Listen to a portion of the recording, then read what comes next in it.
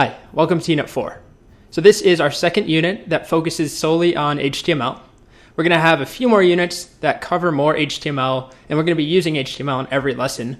But really, this is the last unit that's pure HTML, and then starting in Unit 5, we introduce CSS plus HTML.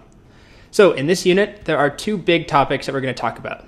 The first one are HTML tables, and then the second part of this unit is all about forms in HTML. So our first objective is just to understand the different elements involved in making an HTML table, and then be able to actually replicate a table on your own.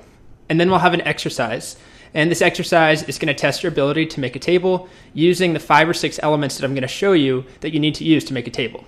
And then once we do that, we're going to transition into HTML forms, and our main objective there is for you to be able to write valid forms using the HTML form tag, HTML input tag, the select tag, and then also incorporate labels and validations. And then we'll have another exercise at the end of the unit where I give you a more complicated form.